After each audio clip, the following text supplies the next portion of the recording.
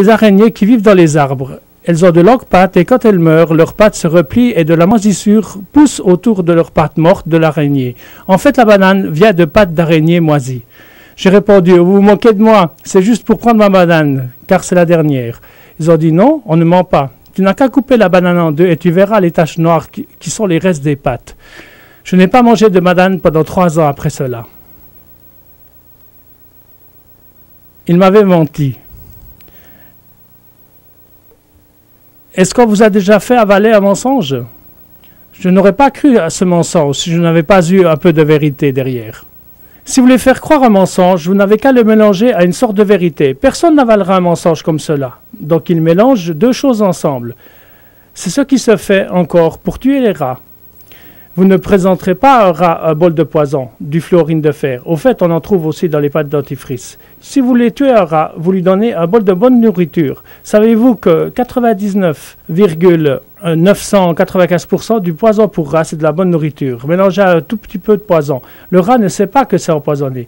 Cette technique qui consiste à mixer deux choses qui ne vont pas ensemble est très répandue dans la publicité. Les cigarettes Marlboro l'utilisent depuis des années. Dans n'importe quelle pub Marlboro, vous trouverez quelque chose sur le thème du cow-boy.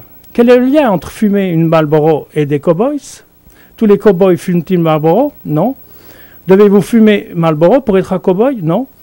Si vous commencez à fumer Marlboro, allez-vous devenir automatiquement un cow-boy? Non. Vous pouvez sentir le cheval, mais cela ne vous fait pas cow-boy. En fait, il a été prouvé en laboratoire que personne ne fume. C'est la cigarette qui fume. La personne ne fait que sucer, c'est tout.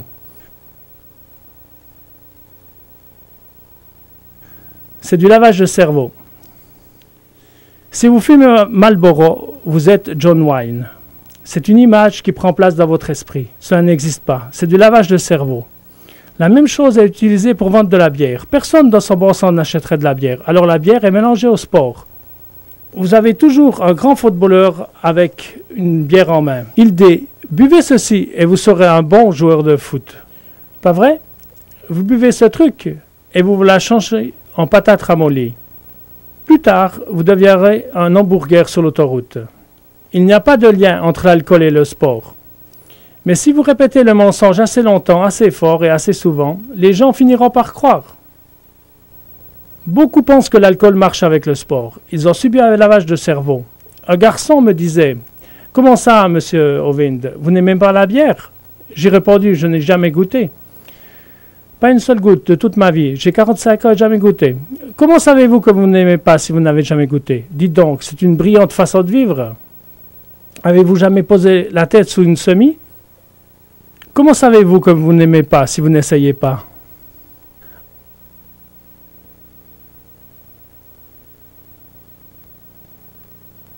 Avez-vous plongé du toit sur le béton la tête la première?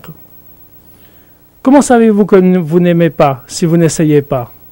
Si vous êtes l'une de ces têtes brûlées qui pensent qu'il faut tout essayer pour savoir si c'est bien ou pas, alors vous ne vivrez pas bien longtemps. Je vais vous donner quelques conseils. Cherchez ce que Dieu dit dans sa parole et faites-le. Cela vous évitera bien des maux de tête, ou bien demandez conseil à vos parents.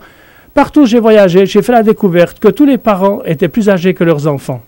Peut-être savent-ils plusieurs choses que vous ne connaissez pas. Je sais que c'est difficile à croire, mais réfléchissez une minute. Nous lavons le cerveau de nos enfants afin qu'ils croient qu'une bière rime avec sport, parce qu'on leur a répété encore et encore. C'est du lavage de cerveau. C'est exactement ce qui se passe dans nos manuels de biologie. Je fais la collection des manuels de sciences. J'en ai des centaines. J'ai enseigné la science pendant 15 ans. J'aime la science. J'ai même un doctorat en éducation. Un PhD, cela veut dire. Je ne suis pas contre la science, ni contre les écoles. Mon frère et ma mère étaient dans l'enseignement public. Il y a beaucoup de bons enseignants craignant Dieu dans les écoles publiques. Il y a beaucoup de bons directeurs d'école. C'est le programme scolaire qui est corrompu. Un peu de poison a été mélangé. Avertissez les enfants. Regardez, voici un manuel de première année d'école. Que disent-ils aux enfants de première année d'école? La Terre a beaucoup changé depuis sa formation il y a 4,5 milliards d'années.